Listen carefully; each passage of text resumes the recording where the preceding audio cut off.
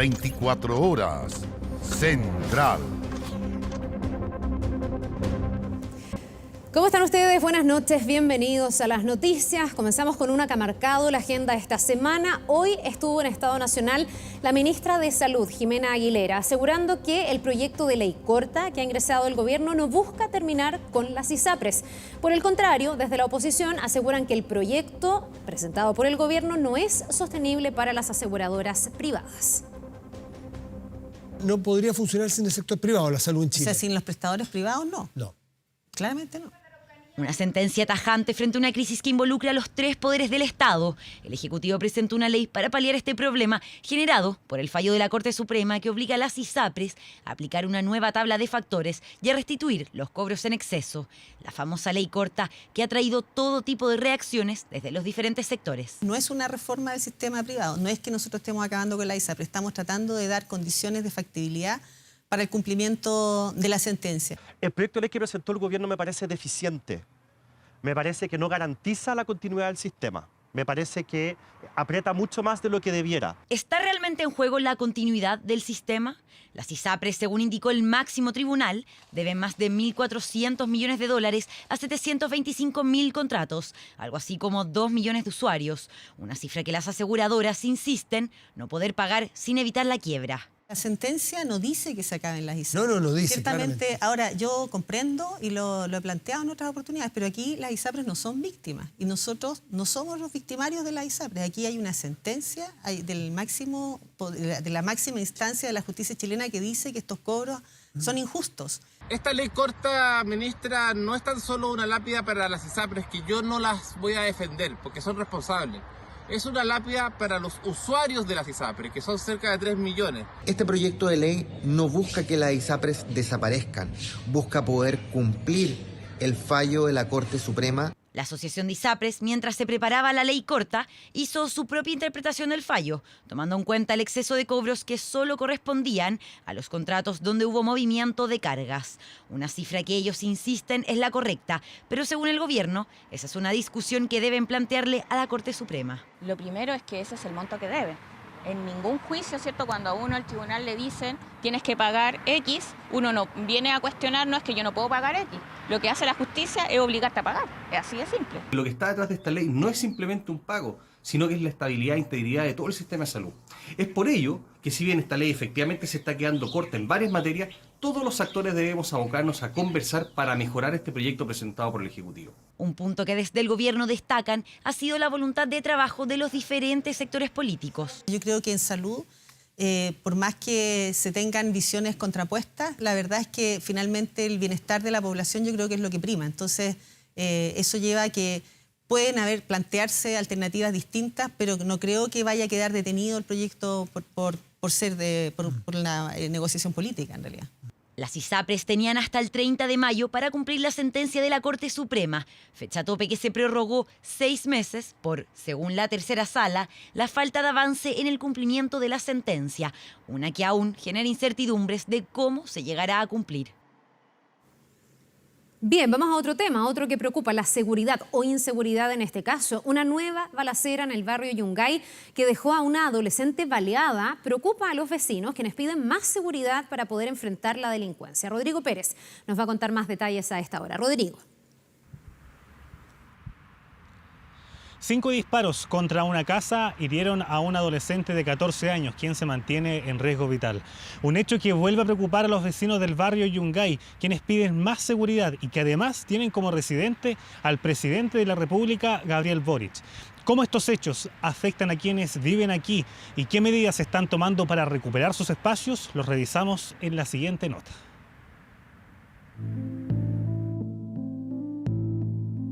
Veis mucha delincuencia, mucha gente calle. Uno anda en cierto sentido inseguro. Para quienes viven aquí, en el barrio Yungay, es la delincuencia el tema que más preocupa a sus residentes. Un sector histórico que otra vez enfrenta la inseguridad. 2 individuos que transitaban en bicicleta sin razón justificada lanzan disparos en la vía pública. Y así, una nueva balacera en el barrio vuelve a preocupar a los vecinos. Al menos 5 veces dispararon contra una casa de calle Rosas con Chacabuco. Una de las balas hirió de gravedad a una adolescente de 14 años. Ella iba transitando a realizar algunas compras en el sector. Por ende, lo que tenemos como primera información es que no tenía relación con el acto ilícito que realizaron estas dos personas que transitaban en bicicleta. Un proyectil impactó su abdomen y ahora la adolescente está hospitalizada.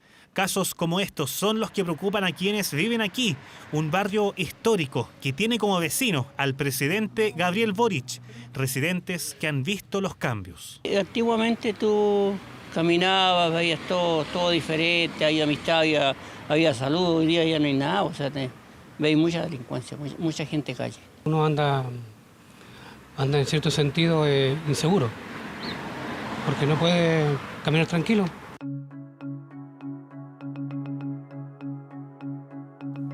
Asaltos, balaceras, tomas de viviendas y tráfico de drogas son solo algunos de los problemas que afectan a los residentes del barrio Yungay.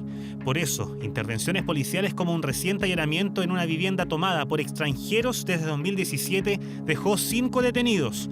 Más de 40 personas vivían ahí, quienes no solo subarrendaban piezas, el comercio de drogas era parte de la realidad.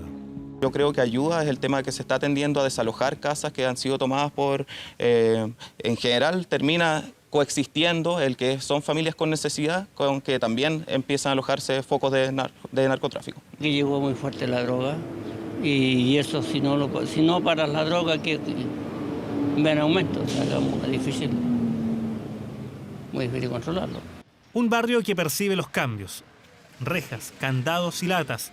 La sobreprotección aparece al caminar en sus calles, pero los vecinos no se rinden. Se organizaron jornadas de cine en la plaza, entonces invitamos a la familia a participar y eso ya vimos que tuvo un efecto porque antes en lugares en los que se paraban narcotraficantes ven que si está la familia presente están un poco más cohibidos, digamos. Saben que puede traer consecuencias estar haciéndolo a vista de todos. Ha afectado que estigmaticen el sector porque la gente deja de venir a los restaurantes, acá tenemos teatros, tenemos muchos espacios públicos y la gente empieza a retirarse justamente porque ve permanentemente en las noticias que pasan cosas. Por eso, la recuperación de espacios ha sido importante para sus vecinos. Este año ya van 4 homicidios en el barrio Yungay, una zona residencial que busca seguir con sus tradiciones y enfrentar la delincuencia. Ahora, otra vez, golpeados por una balacera que mantiene en riesgo vital a la única persona herida, un adolescente. Los atacantes aún no aparecen. La detención de una banda que fabricaba sus propias drogas alerta a las autoridades y a expertos por las nuevas formas de operar que tienen estas agrupaciones criminales. Con máquinas especiales elaboran peligrosas sustancias que luego distribuyen a microtraficantes de distintos puntos del país. Tal vez se inspiraron en Breaking Bad y por eso en Chile crearon una organización que planificó todo para fabricar y distribuir sus productos predilectos. Hay una dinámica de organización de empresa criminal donde ellos producían, vendían y además distribuían en distintos sectores. A eso se dedicaban, a elaborar y distribuir distintos tipos de drogas. Una investigación de 8 meses y que contempló 26 allanamientos en 13 sectores de la capital. 23 detenidos, integrantes de una agrupación dedicada al narcotráfico. Esta persona se dedicaba activamente al tráfico ilícito de drogas de distintos tipos, entre ellos ketamina, metanfetamina, cocaína y marihuana. Pero lo más preocupante de todo era la fabricación de las drogas con máquinas especiales, según las autoridades, algo poco usual en nuestro país. Estas personas se instalan en el país, proceden a confeccionar esta droga de síntesis y posteriormente buscan un eslabón que es la distribución, que conozcan el mercado, y ahí ingresan los chilenos, ¿no es cierto?, que proceden a la distribución a los microtraficantes de las poblaciones. La obtención de este tipo de drogas, que se llaman drogas de diseño, son drogas que uno puede hacer con precursores que no son ilícitos. Por ejemplo, el MDMA, que es una de las drogas que se encontró, se puede fabricar a partir de sustancias químicas que no son ilegales y que se hacen en laboratorios clandestinos, que puede ser la realidad de este laboratorio. Una banda con integrantes peligrosos, la mayoría de ellos con situación migratoria irregular. Si antes la preocupación era por el hallazgo de pastillas alucinógenas importadas, en estos allanamientos la sorpresa fue mayor al encontrar y darse cuenta que en Chile habían máquinas que las fabricaban. Y esto ya tiene carácter de crimen organizado, porque para que ocurra este tipo de decomisos tiene que haber una persona que provea el precursor, otra que lo fabrique, otra que compre la máquina para producir el comprimido. Entonces hay una organización criminal que adquiere, estas máquinas cuestan en promedio 40 millones de pesos. Estaban guardando droga en distintos lados para no ser detectados por la Policía de Investigaciones, lo cual fue investigado por esta brigada de la Policía de Investigaciones como un delito complejo. Una banda que se instaló en nuestro país para confeccionar drogas de síntesis. Luego buscaban un eslabón que conociera el mercado nacional y ahí sumaron chilenos para que distribuyeran a los microtraficantes de las poblaciones. Además de las drogas incautadas, se encontraron armas de fuego y municiones. Agrupación que pone en alerta a las autoridades por esta nueva forma de narcotráfico en el país. Vamos a entrar en una ola fuerte de lo que se llaman las drogas de diseño, el MODI, el MDMA, el éxtasis, el EVA. Y lo que hay que hacer aquí yo creo que es básicamente educación. Educación para poder entender que estas drogas son peligrosas. Los detenidos también usaban vehículos que inscribían a nombres de terceras personas para disimular los ilícitos. Ahora todos los integrantes de esta banda se encuentran en prisión preventiva. ¿Ya? Vamos a otra cosa. El consejero constitucional republicano Luis Silva aseguró que será tarea de la minoría abrirse para un eventual acuerdo. Una frase que molestó y por la que debió salir a matizar las críticas horas más tarde. Una postura que se conoce a días del primer cónclave de la tienda y que podría adelantar el debate al interior del proceso. ¿Por qué cresta, siendo mayoría, tenemos que llegar a acuerdo con la minoría? Declaraciones del consejero constituyente más votado del país. Entrevista con Diario Financiero a Luis Silva, que generó cuestionamientos frente a una actitud que molestó en el pasado y abrió debate en la actualidad. Que ellos se lo ganen, aquí es problema de ellos, no de nosotros. Yo no quiero pasar máquina, pero aquí la apertura al acuerdo es de quien está en minoría. Luis Silva se impuso en la región metropolitana y se coronó como uno de los 23 de los 51 consejeros que obtuvo el Partido Republicano. Triunfo de la tienda que arrasó y por lo que sus palabras toman mayor peso. Es el estingo de la derecha, para que hablemos con claridad. Entonces, yo les pido a ellos marcar un horizonte claro. ¿Se van a trincherar o van a conversar? Lamentablemente no me sorprende las palabras de Luis Silva en esa orientación, porque quieren seguir aislándose y defendiendo una posición ideológica a ultranza, independiente de lo que suceda con el país. Palabras del denominado profesor Silva que se contradicen con el líder de la tienda. En entrevista con La Tercera, José Antonio Kast aseguró que la colectividad siempre estará abierta al diálogo. Por eso sus dichos fueron matizados por sus pares republicanos. Lo que yo creo que el profesor trata de transmitir en esto es que acá nosotros tenemos que defender lo que creemos, flexibilizando correctamente el modo, pero no por eso vamos a ir a regalar todas las cosas en las que creemos y defendemos. Marca republicana que estará más presente que cualquier otra colectividad a la hora de elaborar una propuesta de nueva constitución. Lineamientos del partido que fueron analizados durante su primer cónclave esta semana.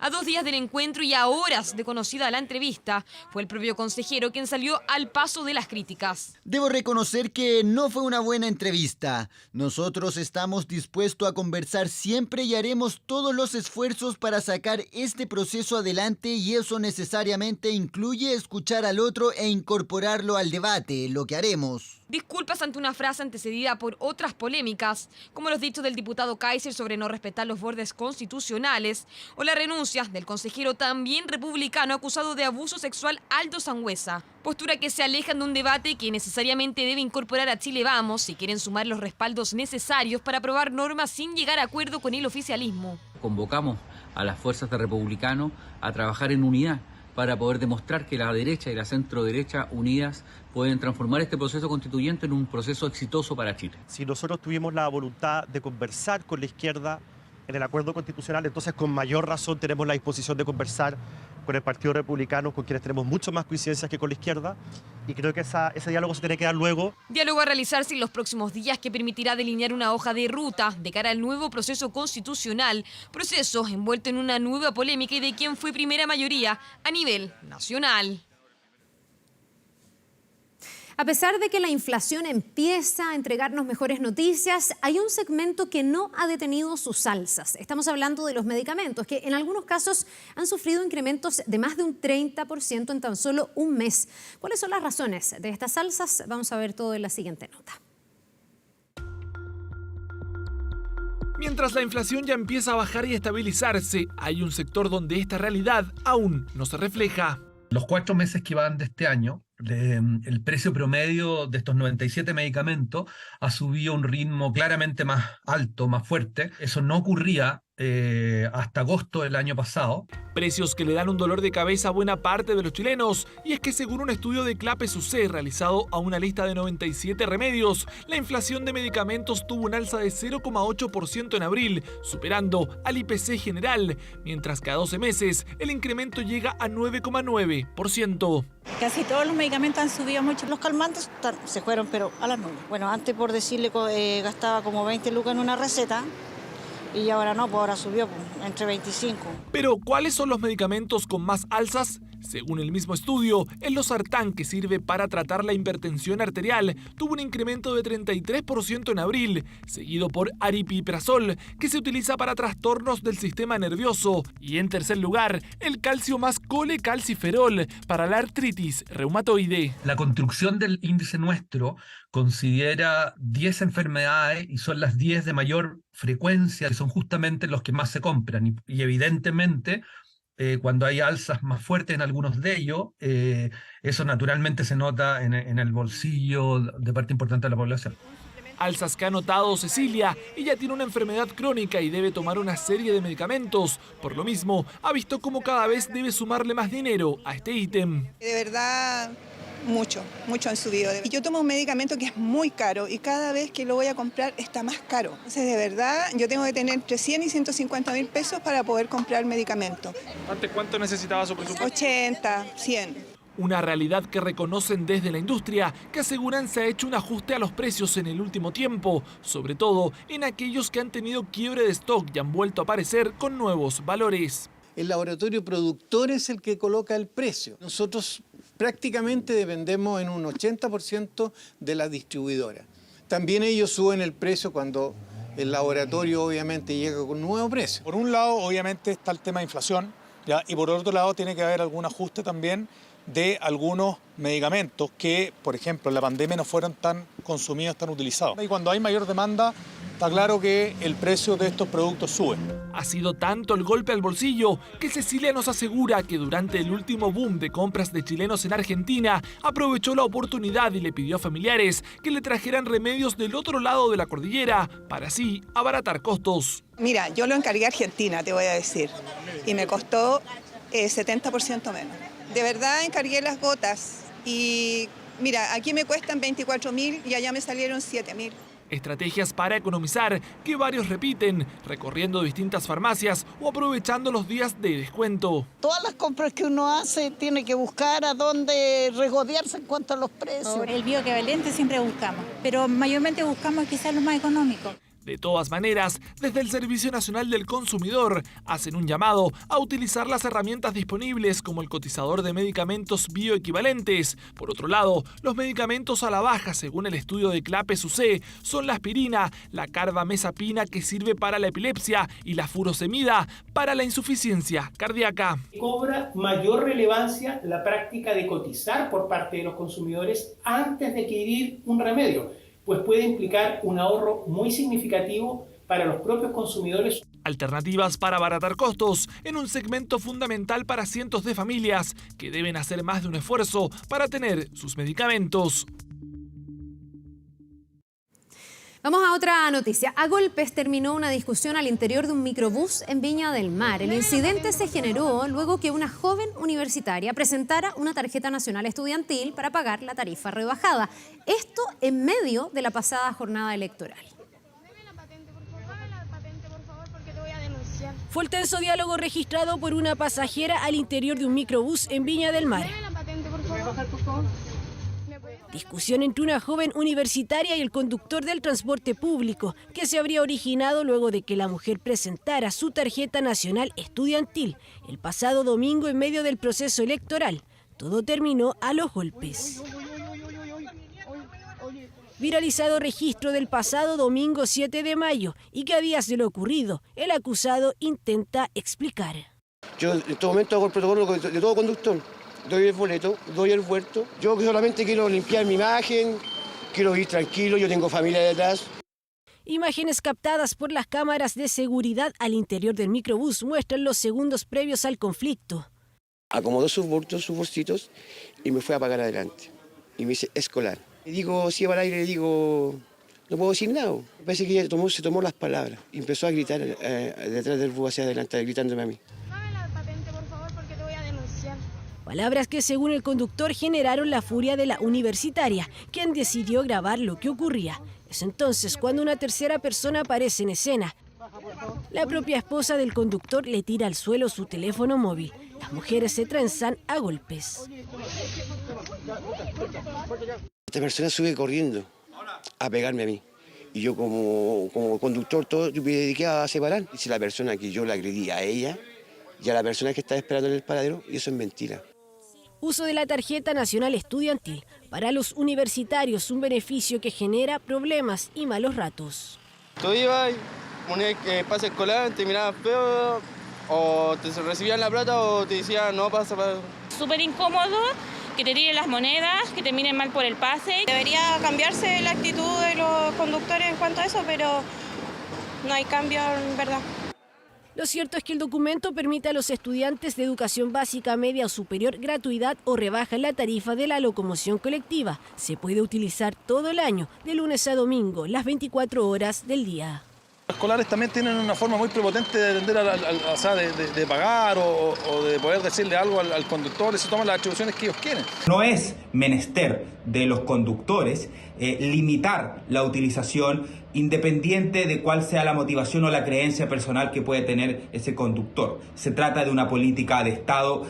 Nueva polémica al interior del transporte público tras el uso de la tarjeta nacional estudiantil. La Maratón de Santiago hoy dejó varias postales para el recuerdo, además en sus 15 años. Vamos a ver algunas de ellas que hoy se convirtieron en historia durante esta fiesta deportiva. En una de las carreras más importantes del país, la atención fue acaparada por superhéroes. Vamos a ponernos aquí los superpoderes de Superman. Y hasta personajes bíblicos. Y la gente te gritaba, así que contento. ¿Qué te decían? ¡Vamos, Jesús! En la Maratón de Santiago 2023, una carrera para muchos inolvidable. Saludito a mi mamá en el Día de las Madres, que no pude estar con ella por estar acá, y a todas las mamás de Chile. Perfecto. ¿Y corrió? No, no corrí. Aunque los atletas keniatas se impusieron como los grandes ganadores, otros no quisieron quedarse bajo el podio. En cambio, otros prefirieron terminar la carrera sin parafernalia, como este ciudadano boliviano de corazón. Li, via, viva Bolivia. Pero ese está un poco copiado de nosotros. No. La carrera duró aproximadamente 8 horas, la más extensa, la de 42K. Algunas familias no les quedó otra que armarse de paciencia bajo el intenso sol. Sí, pero estoy quedando dormida. Pero ni la alta temperatura fue excusa para celebrar el Día de la Madre en la Maratón de Santiago 2023. Con 78 años corrió y Ska fue sorprendida por su hijo en la meta, que le llevó un regalito. A mis 78 años, imagínense cómo me siento feliz. ¿Atraparla es difícil? No, jamás, no podemos, yo no puedo. El certamen, como todos los años, nuevamente tuvo espacio para casos de superación. Por ejemplo, el de José Antonio, que junto a Mauricio se prepararon en Collipulli, él en silla de ruedas y su fiel compañero a pie. No, lo bueno de todo esto es la inclusión que se está masificando cada día más. El mensaje fue compartido por el Forrest Gump chileno, que entre fotos de sus fans explicó por qué corría. Que podamos crecer con una sociedad inclusiva y no consideremos al resto como raro. Pero el lado B estuvo en las calles y en los cerca de 1000 cruces intervenidos con cortes de tránsito. Lamentablemente no se puede bajar hacia Santiago Centro. Hay que estar pegado aquí en el taco. Y quiero poder llegar a mi casa. Lo que dice relación en el aspecto de la seguridad vial y la seguridad completa de la prueba deportiva, no hemos tenido ningún tipo de inconveniente. Aún así, nada fue impedimento para que Santiago, esta vez, se convirtiera en la capital del deporte y una que otra historia para contar. Felicitaciones a todos los que corrieron, admirable. Vamos a cambiar de tema con una peligrosa maniobra vial que quedó en evidencia tras la viralización de un video en Antofagasta. Las imágenes muestran un conflicto entre una micro de pasajeros y un automóvil particular que se obstruyen el paso y que incluso ingresan muy irresponsablemente a una transitada ciclovía. Pleno centro de Antofagasta, y el registro muestra el imprudente actuar de dos conductores que tras un conflicto vial ingresan a una ciclovía. Dos conductores totalmente imprudentes, cero observancia a las normas que rigen el tránsito. En otro escenario podrían haber impactado una bicicleta o incluso haber dado la premura en la que se desplazaban, haber accedido a la acera y haber atropellado a alguna persona. Y efectivamente las consecuencias pudieron ser otras. En este otro video se observa que la micro estuvo incluso a centímetros de impactar a un ciclista. Irresponsabilidad al volante, algo cada vez más recurrente. Sí es recurrente, pero es un tema un poco de cultura. Están ahí los conductores y les reclaman, pero se ponen agresivos con uno. Uno tiene que estar pendiente de todos lados, pero uno lo que menos espera es que un vehículo se atraviese en la ciclovía. Peligrosas y temerarias maniobras que comenzaron mucho antes. Las cámaras del microbús registraron el trayecto de más de 10 cuadras. También registraron parte de la discusión. No es justo tampoco que todos los dardos vayan en este momento sobre el conductor del taxibús, siendo que hay altercados anteriores donde se ve al particular además interponiendo el vehículo contra el taxibús, sacando fotos, paralizando el tránsito. El chofer, al parecer, también cae en el juego o hay algún tipo de provocación. Tenemos que investigar y tenemos que ver bien esto. Lo vamos a citar, el chofer está citado mañana. Citación para esclarecer el motivo inicial de la disputa, también para determinar la responsabilidad del conductor profesional que estaba en recorrido y con pasajeros a bordo. Hemos recibido estos antecedentes, se ha solicitado un informe a la línea y además se han derivado la denuncia a la unidad legal de esta Secretaría Regional para poder iniciar los procesos sancionatorios correspondientes. El conductor chileno es el conductor más agresivo de la región. Más del 90% de los actores del sistema vial han tenido un evento violento en los últimos años. En lo que se refiere a conflicto entre automóvil y autobuses, estamos hablando de un 47% de frecuencia de estos conflictos. Y por otro lado, recordemos que un 25% de los conductores se declara conductor agresivo. Sea cual sea el motivo de este conflicto vial, lo cierto es que ambos conductores podrían ser sancionados. Los registros están en manos de las autoridades que mediante las patentes podrán ubicar a los involucrados que infringieron la normativa del tránsito y pusieron en riesgo a otros usuarios de las vías. Nos vamos ahora al exterior, el más poderoso de los últimos años. Así fue calificado el ciclón que tocó tierra este domingo en algunos países del sur de Asia. Su paso por la región dejó destrucción generalizada, como también a cientos de personas afectadas.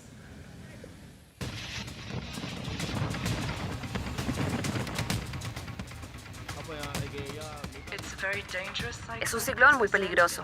Se asocia con vientos violentos. Así lo advertían los expertos hace solo unos días. La llegada del ciclón Mocha en el sur de Asia elevó las alertas en las ciudades costeras de países como Myanmar y Bangladesh.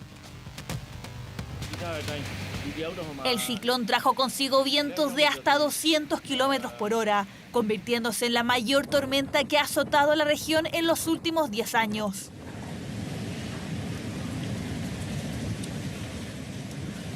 Las intensas precipitaciones, fuertes ráfagas de viento e inundaciones fueron solamente algunas de las consecuencias que trajo esta tormenta. Mientras cientos de casas resultaron afectadas, al igual que miles de residentes, las autoridades confirmaron la muerte de 3 personas. Muchas casas sufrieron daños, la gente no tiene dinero ni nada para comer. Muchas de sus pertenencias resultaron dañadas. La situación en casa es muy mala. Mi hogar se dañó. Todos los miembros de nuestra familia se están quedando en el refugio contra ciclones. La preocupación de las autoridades en Bangladesh se centró en el campo de refugiados más grande del mundo, el que alberga a más de 1 millón de personas de minorías musulmanas que han dejado todo atrás para escapar de la violencia en sus países. Los equipos de rescate y miles de voluntarios llegaron hasta las ciudades en el camino del ciclón para así evacuar a cientos de miles de personas y evitar una mayor tragedia. Nuestros equipos todavía están en el lugar. Pudimos hacer a tiempo las advertencias necesarias para ciclones y transmitir el mensaje de alerta temprana, lo que redujo el impacto en la población. Si bien las autoridades creen que los daños fueron menores a los esperados, aseguran que el real impacto podrá verse en unos días, cuando el ciclón más poderoso en años abandone por completo la región.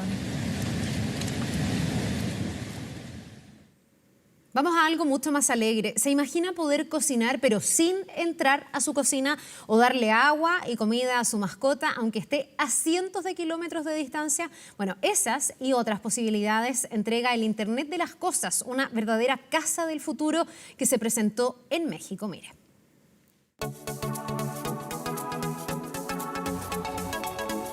Puede parecer cosa del futuro, pero está ocurriendo hoy día. Vienes de vuelta del trabajo y dejaste programado el horno, la cocina automática para que tenga la comida lista a la hora que tú llegues. La humedad de tu casa planificada a una cierta temperatura y el alimento de tus mascotas puesto a la temperatura precisa y con la cantidad que él necesita. Vamos a ver acá en Ciudad de México cómo funciona una casa domotizada con el Internet de las Cosas. Electrodomésticos inteligentes, artefactos que dialogan entre sí y que pueden ser operados desde un smartphone aunque uno esté a kilómetros de distancia. ¿Qué es el Internet de las Cosas? Que tú tengas un dispositivo conectado con otro dispositivo. ¿Cómo funciona esto? Cuando tú llegas normalmente a tu casa, tienes Wi-Fi o tienes tus datos prendidos cuando estás fuera de tu casa. Mientras tú tengas una red móvil o una red de casa, tus dispositivos van a poder estar conectados de esta forma inteligente, donde tú puedes estar en México ahorita y darle la orden en tu casa en Chile de que prenda la cámara. El fabricante tecnológico privado más grande de China tiene verdaderos fans que están atentos a cualquier lanzamiento en esta parte del mundo. Por eso no es extraño que youtubers, influencers digitales y expertos en tecnología llegaran desde distintos países hasta Ciudad de México para la presentación de su Open House, una casa inteligente que promete simplificar la vida de sus usuarios. En esta habitación tenemos varias luces, ¿no?, con las que podemos manipularlas con el celular, podemos prenderlas, apagarlas. Por ejemplo, acá tengo la bedside, que es para, es una lámpara de cabecera.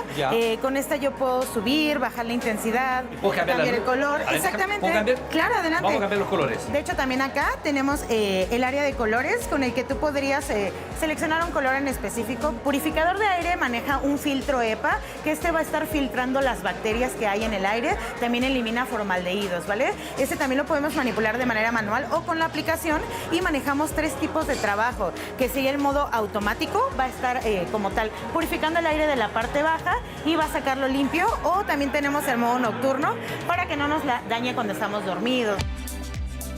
Dentro de este ecosistema, un par de productos se robaron las miradas. En Chile, 6 de cada 10 hogares tiene mascotas. Por eso, estos dispensadores de agua fresca y comida dosificada a través de inteligencia artificial, según el tamaño y edad de su perro, parecen ser una gran solución. Tengo una hora de llegar siempre, ¿no? Y veo que se me hizo tarde por una junta, por lo que sea. Quiero que mi perro coma a la hora que tiene que comer, porque siempre le doy de comer antes de que salga a pasear. Entonces, yo lo que hago es, le dispenso la comida en lo que voy a mi casa desde el celular. Entonces, él ya sabe, empieza a sonar, o yo puedo prender mi cámara, le hablo y le digo comida. Él ya sabe perfectamente que cuando yo le hablo y digo comida desde la cámara inteligente, él va a sonar el dispensador y se va corriendo para el dispensador de comida. Parece una casa del futuro, pero ya está aquí. Viviendas domóticas, operadas a distancia y con inteligencia artificial para dedicarle el tiempo libre a lo que realmente uno quiere. Feliz día, mamá. Sin duda fue la frase que más se repitió hoy para festejar a aquellas mujeres luchadoras, cariñosas, que le ponen el hombro a diario para sacar adelante a su familia. Con emotivos mensajes, distintos gestos también, los hijos se las ingeniaron para celebrar a las madres de todo el país. Hola mami, te amo, te quiero. Mami, te amo, te quiero con todo mi corazón. Es quizá la frase más simple pero la más honesta para demostrar ese sentimiento tan profundo que generan las madres. Por eso este domingo se hicieron pocas las palabras para describir a las reinas del hogar. Es bien carismática, bien alegre, introvertida. Preocupada, trabajadora. Ella es como todo para mí, todo. Muy hermosa, mi mamá, muy buena madre. Me emocioné un poco. Es que resulta casi imposible no emocionarse al hablar de aquellas mujeres incondicionales quienes muchas veces postergan sus propios sueños y metas en pos de las de los demás. Por eso en este día no faltaron las muestras de cariño, un globo, una flor, un simple abrazo o un aliento cargado de energía para quienes participaron de la Maratón de Santiago.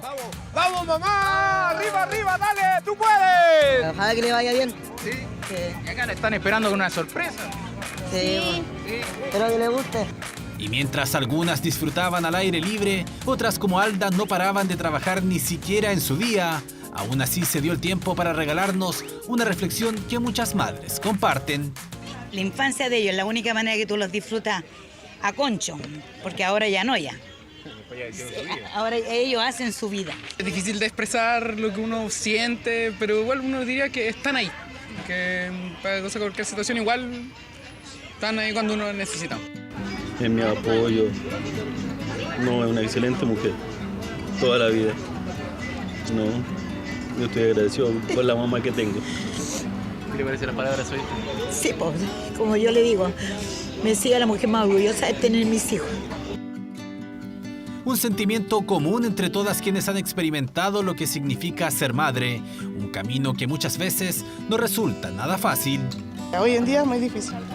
¿Por qué? Sí, porque la gente, una que te critica mucho cuando eres mamá soltera y el apoyo del papá también, porque a veces no hay. Pues. A veces uno hace el papá y mamá a la vez. Sacrificado. ¿Sí? ¿Por qué? ¿Ah? ¿Por qué? Porque sí, porque tengo una hija con autismo. Pero no. Mujeres que ponen el hombro a diario, algunas ya partieron de este mundo, aún así sus hijos las recuerdan con cariño. Ha sido un poco difícil para mí porque yo estuve siempre con ella y ella falleció de un cáncer al útero y la estuve cuidando casi todo el último tiempo. Este corazón en medio del Parque del Recuerdo se llenó de mensajes para aquellas madres que lo dieron todo en vida y que hoy desde allá lejos acompañan el andar de sus hijos. Gracias por todos tus consejos y mostrarme en la vida con las verdades. Te amo por siempre, mamita. Un domingo que se transformó en un día de encuentro, un día... Crónicas del domingo. Cada día son más los pacientes que requieren y que buscan ayuda psicológica. En la atención primaria de salud, en los SFAM, debiesen ser o estar las primeras respuestas para que estas personas puedan acceder a psicoterapia. Investigamos cómo se está llevando a cabo esta tarea y nos encontramos con un panorama que, a juicio de los expertos, es preocupante.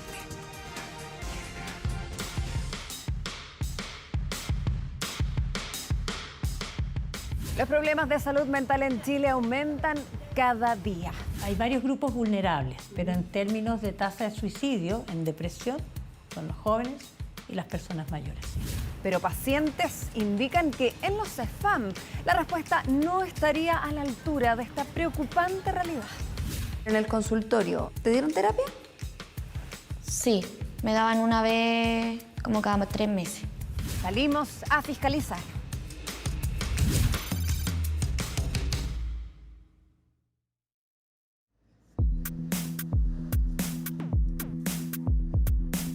Nos preguntamos cómo es la terapia psicológica en los centros de atención primaria. Solicitamos al Ministerio de Salud las cifras.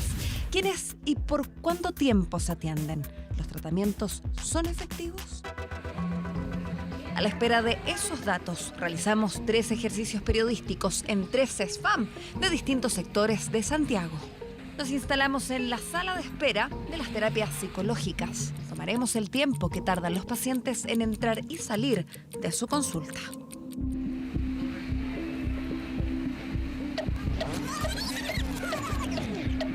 «23 minutos dura la atención del primer paciente y la segunda es ella. Mientras espera su consulta, se queda dormida sobre una baranda. Esperamos su atención. 10:30. 20 palabras. 12 minutos, tiempo total de la consulta. ¿Será siempre igual?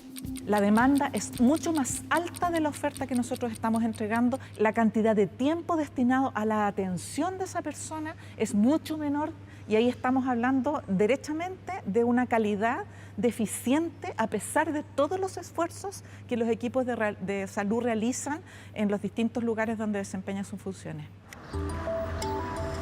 La evidencia internacional plantea que las personas en situación de pobreza y exclusión social presentan 3 a 4 veces más posibilidades de desarrollar trastornos mentales o alteraciones en su salud mental. Chile no es la excepción. Personas mayores, niños, niñas y adolescentes y las mujeres son los grupos de mayor riesgo. Y después de que pasó un año de la muerte de mi mamá, a mí me empezaron a dar crisis de pánico. Sentía así como que me estaba ahogando, como que aquí el pecho me apretaba. Miedo, mucho miedo. Como que me iba a morir en cualquier momento, cerraba el ojo y me iba.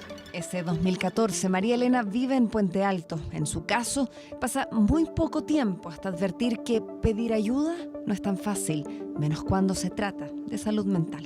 Y llegué un día a urgencia y dije lo que sentía y el médico me dijo, tiene que ser una crisis de pánico, una crisis de angustia, y ahí me derivó al psicólogo, pero yo tuve que levantarme al otro día muy temprano a sacar hora porque hay mucha gente. Hay que levantarse como a las 5 de la mañana. Para pedir hora. Para pedir hora. Y si es que alcanza, porque de repente, no sé, llega el que está delante tuyo y ya no hay más números. Eso en el CEFAM de María Elena, pero en otros el trámite es aún más largo. Esto nos responde la recepcionista en uno de la zona surponiente de la capital. Y en general, ¿cuánto se demora ese trámite en que le den una hora y todo? La asistencia social lo deriva hacia un ingreso a un control de salud mental, con psicólogo o con médico. Ya. Pero primero con asistencia social. En Chile garantizamos bastante el acceso, ¿no es cierto? Y desde ese punto de vista a veces nos sentimos bastante satisfechos, más eso significa que muchas veces el acceso es tardío. Hay cosas que uno no les cuenta a nadie, que con el psicólogo uno dice ya, y uno se quiere desahogar y contar y que esto acá. Y media hora y es como que uno está así hablando, de repente llorando mal, y es como, bueno, hasta aquí llegamos, y es como, sí, es que tengo más gente y no como... Y tenés que irte, pues. FONASA indica 45 minutos. ¿Ya? Los estudios internacionales hablan más o menos de 45, 50 minutos, donde tú puedes trabajar con la persona desde saludarla, preguntarle cómo ha estado, centrarte en un tema, desarrollar el tema y cerrarlo. Lo que hemos visto en nuestras propias investigaciones y en conversaciones con el Ministerio es que actualmente las personas están teniendo atención cada 2 meses, cada 3 meses, sesiones que pueden ser de media hora, 20 minutos. Eso no es suficiente. Hacemos un segundo ejercicio periodístico en un CEFAM de otra comuna de Santiago. Si se trata de psicoterapia, debieran ser de 45 minutos. Esta mujer aguarda su atención. Parece angustiada. Su atención dura casi 35 minutos. Pero aquí hay más pacientes. Una mamá y su hijo ingresan a la consulta. Su sesión dura 29 minutos. Yo le decía a la niña, me quiero matar, necesito ayuda, me siento mal, ayúdeme. Yo una vez la agarraba del brazo y le decía, por favor, ayúdeme. María Elena todavía no trata del todo sus crisis a raíz de la muerte de su madre, cuando en 2019 su papá también fallece. En el consultorio, ¿te dieron sesiones? ¿Te dieron terapia? Sí, me daban una vez como cada 3 meses. La baja frecuencia en las sesiones psicológicas es otro de los problemas que evidencia la atención primaria de salud. Pero, ¿por qué? La norma indica que la APS es la primera respuesta ante problemas de salud mental y debe contar con atenciones psicológicas y planes. Una guía clínica del MinSal en 2017 incluso plantea cómo llevarlos a cabo, pero siempre pensando en un cuadro leve o moderado de depresión. Hay una contradicción en lo que el mismo ministerio señala, porque por un lado Se supone que la atención de psicoterapia es una atención especializada que no corresponde a la atención primaria. Pero por otro lado, se le exige a la atención primaria ser resolutiva. Y se dice que la resolución del problema de la depresión pasa por tener una buena psicoterapia y en algunos casos acompañar la psicoterapia con farmacoterapia. Entonces se le exige algo que al mismo tiempo se le dice que no le corresponde hacer. Es una suerte que es de psicoterapia, o sea, igual se trata de apoyar, de ayudar a la persona, pero no funciona, si es una vez al mes, no funciona. Vamos a otra comuna para observar en terreno cómo es la atención psicológica. Son las 12:42. El cronómetro corre. ¿Cuánto durará esta atención? 12:59. Es casi la 1 de la tarde y su sesión se extiende por 17 minutos. Es un problema sistémico, es un maltrato sistémico que genera más daño que bienestar. Y eso genera también dificultades en los equipos de salud que ven que tienen que hacer una atención que es poco posible en estos 15 minutos, que les genera también estrés a ellos por no poder desarrollar la labor como corresponde, digamos. Entonces, eso también es importante mirarlo. Se asume una tarea sin contar con los recursos suficientes y las consecuencias están a la vista. ¿Me decías que además cambiaba el psicólogo? Sí, ni siquiera te preguntaban así, era como, ya te toca con ella. Yo como, no, pero es que ya no me atiende. Y te miran así como diciendo, bueno, no hay problema. Y ahí tú tenías que sentarte y repetir tu historia y partir de cero cada vez. Sí. ¿Y en todos estos años ha sido igual? Dejé de ir por el tema de la psicóloga. Me decía así como que prácticamente me gustaba hacerme la víctima, como que los problemas, como que yo era la reina del drama. Como una herramienta para poder sortear el problema, se empieza a capacitar a médicos generales para que puedan recetar terapia farmacológica en la atención primaria de salud. María Elena y Estefanía la reciben en más de una ocasión.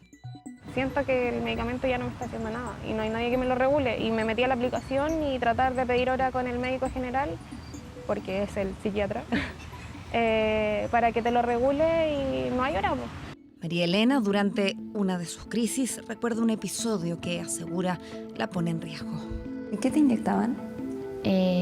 Diazepam. Un médico general, ni siquiera era un psiquiatra, nada. Y yo empecé a tener más miedo porque me sentía mal. El doctor pasaba y yo le decía, y me decía, ¿qué pasa? Así como igual, como molesto. Y yo le decía, me quema, me voy a morir, por favor, ayúdeme. Volvía a pasar y yo, por favor, y le hacía así con la mano porque sentía que no podía mover nada del cuerpo. Y él como, ya, sí es normal. Y como que llama a la enfermera y como yo escuchaba como a lo lejos así. Y le decía, pero ¿cómo? Le pusiste el doble. Mírala, ¿no veis cómo es? Qué flaquita. Le dijo, ¿cómo se te ocurre ponerle eso? Y ahí ya después me quedé dormida y desperté. Y habían pasado 5 horas. ¿Y alguna explicación de lo que había pasado? No, nada. Sobre la formación de médicos que no son psiquiatras para adquirir competencias del área y así proponer terapia farmacológica a los pacientes, no hay cifras actuales, pero ya en 2014, en el último informe a la vista, se evidencia que son muy pocos, un 18,6% de los que trabajan en la APS.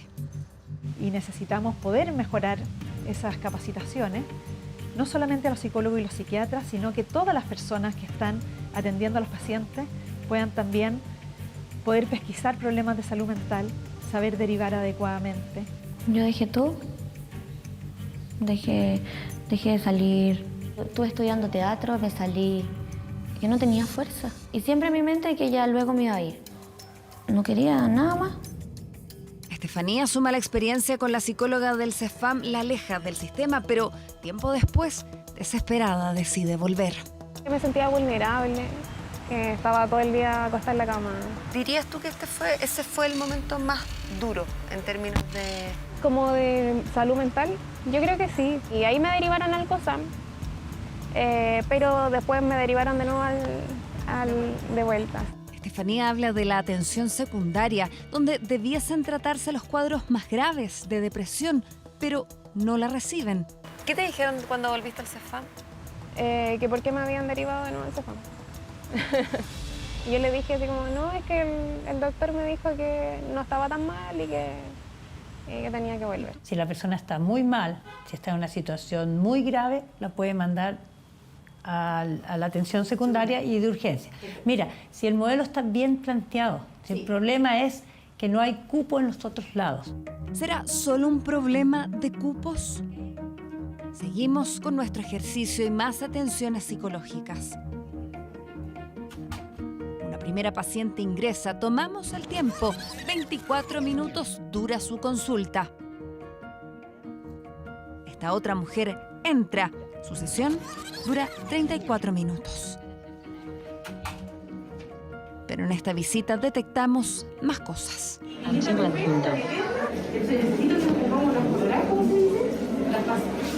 Los criterios de alta son los siguientes.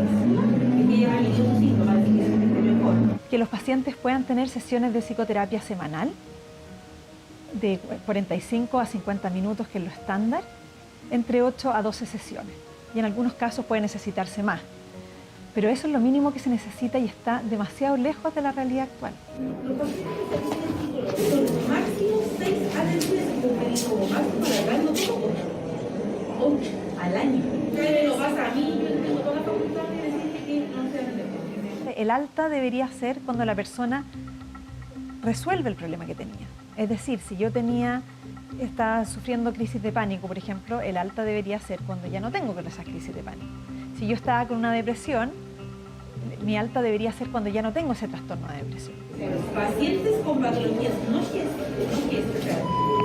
ansioso, todas esas cuestiones, 2 meses que no vengan a pedir poder, 2 meses que no asistan, quedan con una alta administrativa. Y pacientes con patologías que es depresión, con droga, 3 meses que no vengan o 3 meses que no asistan, que pierdan sus horas. Creo que los pacientes alimentarios son efectos de depresión. Los incentivos no están bien puestos, lamentablemente, porque el incentivo está a empezar a atender pacientes nuevos, no a tratar bien a los pacientes que me llegan y darlos de alta. ¿Qué pasa con los pacientes que están en espera del COSAM? Esos pacientes los podemos seguir atendiendo, ya, pero ya está en espera del COSAM. El paciente que dice, no, yo estoy del COSAM, pero no está medicamento ya, no, vaya al COSAM porque hasta allá. Los consultorios, cuando uno reclama una vez, después ya nunca más te atienden igual. Y después tú puedes ir así como muriéndote y espérate. No alegaste la otra vez y ahora aguántate. ¿Y esta entrevista, por ejemplo? ¿Por qué decides darla? Porque siento que hay mucha gente que no está recibiendo la ayuda necesaria. Gente que dice, no, yo no voy al psicólogo porque el psicólogo me ayuda. Y se ponen a tomar o se ponen a drogarse. Porque uno no sabe cómo, si te duele el cuerpo, uno toma una pastilla, pero el alma es como, no hay nada que te lo cure. Nada. Según la Organización Mundial de la Salud, en todo el mundo, el 5% de los adultos padecen depresión. Por lo mismo, el llamado a los países ha sido a atender con celeridad y pertinencia la problemática que en el tiempo solo se agrava. En Chile se han hecho esfuerzos necesarios, pero insuficientes. Estefanía y María Elena salen adelante gracias a la ayuda psicológica que les brindan en sus lugares de estudio. Una vez por semana. ¿Cómo estás hoy? Con el estrés, mal, horrible, pero en comparación, por ejemplo, a ese episodio del año pasado, mucho mejor. Incluso yo ansiaba que llegara el día para poder hablar con él. De repente estábamos hablando y yo sacaba algo y era así, sí, me recuerdo que la primera vez que hablamos, y yo decía como, oh, lo recuerda. Entonces era como algo súper exclusivo, me sentía así como importante. Pero no todos los pacientes tienen la misma suerte. En la ausencia de poder consultar, muchas veces recurren a estas dos otras alternativas, digamos, seguir cargando con esta situación, ¿no es cierto? O bien se recurre a la automedicación. Ambas, por supuesto, generan mucho más daño en el largo plazo para ellas y para ellos. A esto, nos advierte, se suman licencias médicas, ausentismo laboral y al final, una exclusión del sistema social de estas personas de la que nadie se hace cargo. Hace 3 meses pedimos cifras al Ministerio de Salud para dimensionar cuál es la realidad que se vive hoy en el país en torno a este tema, un insumo fundamental para, por ejemplo, la creación de políticas públicas acordes. Pese a nuestra insistencia, la información no llegó, tampoco accedieron a una entrevista.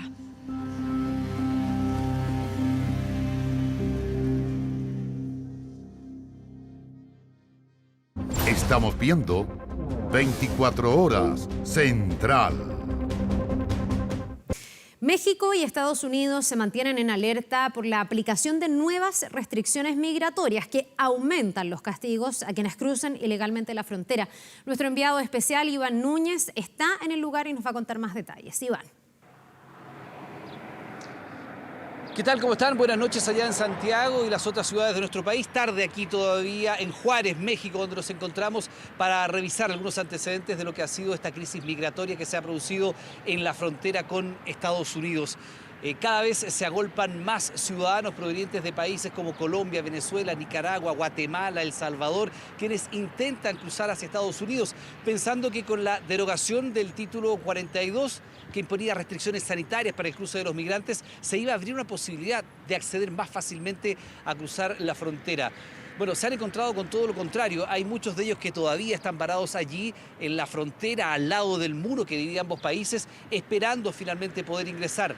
Lo hacen siendo utilizados por los coyotes o también lo hacen tratando de ingresar de manera legal a través de la aplicación que ha dispuesto para estos efectos el gobierno de Estados Unidos. Parte de los testimonios que hemos logrado recoger durante esta jornada junto a Juan Pablo Muñoz y que revisamos a continuación. Me vine sola con una amiga. ¿Y tu esposo quedó con los hijos allá? Sí, él se quedó. ¿Y por qué tomaste esta decisión tan Por radical, no? Lo mismo de todos, por la pobreza que hay. Mis hijas están estudiando y ya no tengo dinero para pagar. Yo buscando una mejor calidad de vida tanto como para mí como para mi familia. ¿Tu familia está en Venezuela? En Venezuela. ¿Y cuánto tiempo caminando? Yo caminé como 15 días porque yo me vine más que todo caminando, evadiendo los retenes. Yo no agarré casi conmigo. ¿Y cuánto tiempo llevas acá en este lugar? Aquí llevo casi 15 días. Bueno, y precisamente algunos de ellos tenían bastante conciencia que lo que viene ahora es ingresar por la vía legal, porque a diferencia del título 42, la disposición número 8, que es con la que se va a aplicar hoy día a quienes ingresen de manera ilegal a Estados Unidos, significa que van a ser deportados y no van a poder regresar a ese país en un plazo de 5 años. Además, tienen que poder comprobar de manera fidedigna que han pedido asilo político o refugio en alguno de los países que han ido atravesando para llegar precisamente acá, a la frontera, a sectores como El Paso, Puente Lerdo, donde recién escuchábamos esos testimonios. Es parte de esta verdadera crisis humanitaria que se ha mantenido implacable en esta zona y de la cual seguiremos reportando, por supuesto, en futuras ediciones. Volvemos con ustedes a Santiago. Bien, Iván, muchísimas gracias por este informe. Nos vemos. Buenas noches. Vamos a una pausa, estamos de vuelta de inmediato con más noticias. Bien, ya nos vamos despidiendo. Gracias por habernos acompañado en las noticias. Viene TV Tiempo y después la multipremiada película chilena El Castigo. Que tengan un buen descanso y una buena semana. Nos vemos.